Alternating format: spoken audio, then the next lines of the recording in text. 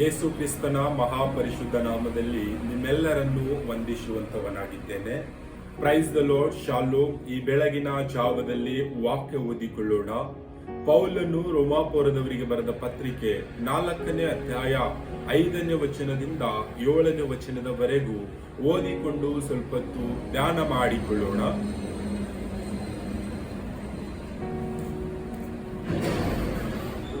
ಆದರೆ ಯಾವನು ಪುಣ್ಯ ಕ್ರಿಯೆಗಳನ್ನು ಮಾಡದವನಾಗಿರದೆ ಪಾಪಾತ್ಮರನ್ನು ನೀತಿವಂತರೆಂದು ನಿರ್ಣಯಿಸುವಾತನಲ್ಲಿ ನಂಬಿಕೆ ಇಡುತ್ತಾನೋ ಅವನ ನಂಬಿಕೆಯೇ ನೀತಿ ಎಂದು ಎಣಿಸಲ್ಪಡುವುದು.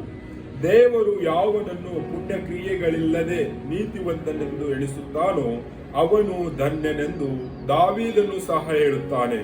ಹೇಗೆಂದರೆ, ಯಾರ ಅಪರಾಧಗಳು ಪರಿಹಾರವಾಗಿವೆಯೋ, ಯಾರ ಪಾಪಗಳು ಕ್ಷಮಿಸಲ್ಪಟ್ಟಿವೆಯೋ ಅವರೇ ಧನ್ಯರು.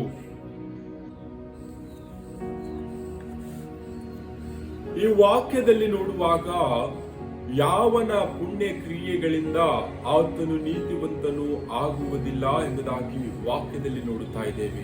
ಪಾಪಾತ್ಮರನ್ನು ನೀತಿವಂತರೆಂದು ಯಾವಾಗ ಕರೆಯುತ್ತದೆ ಎಂಬುದಾಗಿ ನೋಡುವಾಗ, ಪಾಪ ಮಾಡುವವರನ್ನು ರಕ್ಷಿಸುವ ಯೇಸು ಕ್ರಿಸ್ತನಲ್ಲಿ ನಂಬಿಕೆ ಇಡುವಾಗ ನೀತಿವಂತರೆಂದು ಕರೆಯಲ್ಪಡುತ್ತದೆ ಎಂಬುದಾಗಿ ವಾಕ್ಯದಲ್ಲಿ ನೋಡುತ್ತಾ ಇದ್ದೇವೆ. ನಾವು ಈ ಒಂದು ದಿನದಲ್ಲಿ ಈ ಲೋಕದಲ್ಲಿ ಯಾವ ರೀತಿಯಾಗಿ ಜೀವಿಸ್ತಾ ಇದ್ದೇವೆ? ನಾವು ಈ ಲೋಕದಲ್ಲಿ ಜೀವಿಸುವಾಗ ನಮ್ಮ ಪುಣ್ಯ ಕ್ರಿಯೆಗಳಿಂದ ನಾವು ನೀತಿವಂತರಾಗುವುದಕ್ಕೆ ಸಾಧ್ಯ ಇಲ್ಲ. ನಾವು ಪಾಪಾತ್ಮರನ್ನು ನೀತಿವಂತರೆಂದು ನಿರ್ಣಯಿಸುವವನಲ್ಲಿ ನಾವು ನಂಬಿಕೆ ಇಡುವಾಗ ನಾವು ನೀತಿವಂತರಾಗುತ್ತೇವೆ. ನಾವು ಈ ಲೋಕದಲ್ಲಿ ಯಾವ ರೀತಿಯಾಗಿ ಜೀವಿಸ್ತಾ ಇದ್ದೇವೆ? ಪಾಪಾತ್ಮರನ್ನು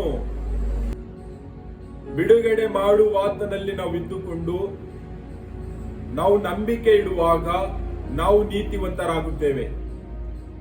ಈ ಒಂದು ದಿನದಲ್ಲಿ ನಮ್ಮನ್ನೇ ನಾವು ಪರೀಕ್ಷೆ ಮಾಡಿಕೊಳ್ಳೋಣ. ನಾವು ಈ ಲೋಕದಲ್ಲಿ ಯಾವ ರೀತಿಯಾಗಿ ಜೀವಿಸ್ತಾ ಇದ್ದೇವೆ? ನಾವು ಪಾಪಾತ್ಮರಾಗಿ ಜೀವಿಸ್ತಾ ಇದ್ದೇವಾ? ನಮ್ಮ ಪುಣ್ಯ ಕ್ರಿಯೆಗಳಿಂದ ನಾವು ನೀತಿವಂತರಾಗುವುದಕ್ಕೆ ಸಾಧ್ಯವಿಲ್ಲ. ನಾವು ಯೇಸು ಕ್ರಿಸ್ತನಲ್ಲಿ ನಂಬಿಕೆ ಇಡುವಾಗ ಯೇಸು ಕ್ರಿಸ್ತನು ನಮ್ಮನ್ನು ನೀತಿವಂತರೆಂದು ನಿರ್ಣಯ ಮಾಡುವಂತವನಾಗಿದ್ದಾನೆ. ಈ ಒಂದು ದಿನದಲ್ಲಿ ನಾವು ಈ ಲೋಕದಲ್ಲಿ ಯಾವ ರೀತಿಯಾಗಿ ಜೀವಿಸ್ತಾ ಇದ್ದೇವೆ? ನಮ್ಮ ಜ್ಞಾನದಿಂದ, ನಮ್ಮ ಬಲ ಶಕ್ತಿಯಿಂದ ನಾವು ಜೀವಿಸ್ತಾ ಇದ್ದೇವಾ?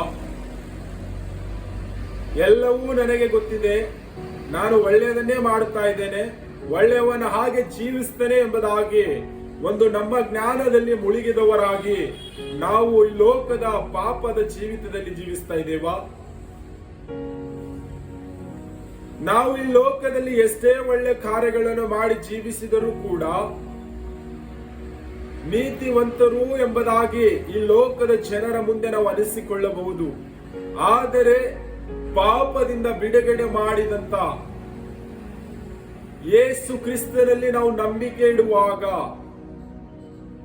ಆ ನಂಬಿಕೆಯ ಮೂಲಕವೇ ನಾವು ನೀತಿವಂತರಾಗುತ್ತೇವೆ ಎಂಬುದಾಗಿ ವಾಕ್ಯದಲ್ಲಿ ನೋಡುತ್ತಾ ಇದ್ದೇವೆ. ನಾವು ಯೇಸು ಕ್ರಿಸ್ತನಲ್ಲಿ ನಂಬಿಕೆ ಇಟ್ಟಿದ್ದೇವಾ? ಈ ಒಂದು ದಿನದಲ್ಲಿ ನಮ್ಮನ್ನೇ ನಾವು ಪರೀಕ್ಷೆ ಮಾಡಿ ನೋಡಿಕೊಳ್ಳೋಣ. ನಾವು ನಮ್ಮ ಕುಟುಂಬದವರ ಮೇಲೆ ನಂಬಿಕೆ ಇಟ್ಟಿದ್ದೇವಾ? ನಮ್ಮ ಸಂಬಂಧಿಕರ ಮೇಲೆ ನಂಬಿಕೆ ಇಟ್ಟಿದ್ದೇವಾ? ಈ ಲೋಕದ ಜನರ ಮೇಲೆ ನಾವು ನಂಬಿಕೆ ಇಟ್ಟಿದವರಾಗಿ ಜೀವಿಸುವಾಗ ನೀತಿವಂತರಾಗುವುದಿಲ್ಲ. ಮತ್ತು ನಾವು ನಮ್ಮ ಒಳ್ಳೆ ಕಾರ್ಯಗಳಿಂದಲೂ ಕೂಡ, ಪುಣ್ಯ ಕಾರ್ಯಗಳಿಂದಲೂ ಕೂಡ ಒಳ್ಳೆಯವರಾಗುವುದಿಲ್ಲ. ನಾವು ನಂಬಿಕೆ ಇಡಬೇಕಾದಂಥದ್ದು ಅದು ಯೇಸು ಕ್ರಿಸ್ತನ ಮೇಲೆ. ಪಾಪಾತ್ಮರನ್ನು ನೀತಿವಂತರಾಗಿ ಆತನು ನಿರ್ಣಯಿಸುವಂತವನಾಗಿದ್ದಾನೆ. ಆತನಲ್ಲಿ ನಾವು ನಂಬಿಕೆ ಇಡುವಾಗ ಆ ನಂಬಿಕೆಯ ಮೂಲಕವೇ ನಾವು ನೀತಿವಂತರಾಗುತ್ತೇವೆ. ಈ ಒಂದು ದಿನದಲ್ಲಿ ನಾವು ಈ ಲೋಕದಲ್ಲಿ ಜೀವಿಸುವಾಗ ನಮ್ಮ ನಂಬಿಕೆ ಯಾರ ಮೇಲೆ ಇದೆ? ಈ ಲೋಕದ ಜನರ ಮೇಲೆ ಇದೆನಾ? ಯೇಸು ಕ್ರಿಸ್ತನ ಮೇಲೆ ನಾವು ನಂಬಿಕೆ ಇಟ್ಟವರಾಗಿ ನಾವು ನೀತಿವಂತರಾಗಿ ಜೀವಿಸ್ತಾ ಇದ್ದೇವಾ? ಈ ಒಂದು ದಿನದಲ್ಲಿ ನಮ್ಮನ್ನೇ ನಾವು ಪರೀಕ್ಷೆ ಮಾಡಿ ನೋಡಿಕೊಳ್ಳೋಣ. ಈ ಸುಂದರ ಸಮಯವಾಗಿದೆ. ನಾವು ಯೇಸು ಕ್ರಿಸ್ತನ ಮೇಲೆ ನಂಬಿಕೆ ಇಟ್ಟಿಲ್ಲ ಎಂಬುದಾಗಿ ನೋಡುವಾಗ ಈ ಸುಂದರ ಸಮಯವಾಗಿದೆ. ಯೇಸು ಕ್ರಿಸ್ತನ ಮೇಲೆ ನಂಬಿಕೆ ಇಟ್ಟವರಾಗಿ ನಮ್ಮ ಜೀವಿತವನ್ನು ನಾವು ನೀತಿವಂತರೆಂಬುದಾಗಿ ಯೇಸು ಕ್ರಿಸ್ತನ ಮುಖಾಂತರ ಕರೆಸಿಕೊಳ್ಳುವಂತವರಾಗೋಣ. ನಾವು ಈ ಲೋಕದಲ್ಲಿ ಎಷ್ಟೇ ಒಳ್ಳೆ ಕಾರ್ಯಗಳು ಮಾಡಲಿ, ಎಷ್ಟೇ ಪುಣ್ಯಗಳ ಕ್ರಿಯೆಗಳನ್ನು ನಾವು ಮಾಡಿದಾಗಲೂ ನೀತಿವಂತರಾಗುವುದಕ್ಕೆ ಸಾಧ್ಯವಿಲ್ಲ. ನಾವು ಪಾಪಿಗಳಾಗಿದ್ದೇವೆ. ನಮ್ಮ ಪಾಪಗಳನ್ನು ನಾವು ಒಪ್ಪಿಕೊಂಡು ಬಿಟ್ಟು ಯೇಸು ಕ್ರಿಸ್ತನನ್ನು ನಂಬುವಾಗ ಆ ನಂಬಿಕೆಯಿಂದ ನಾವು ನೀತಿವಂತರಾಗುವಂತವರಾಗಿದ್ದೇವೆ. ಕರ್ತನು ಈ ವಾಕ್ಯ ನಮ್ಮೆಲ್ಲರ ಆತ್ಮೀಯ ಆಶೀರ್ವದಿಸಲಿ. ಆಮೆನ್.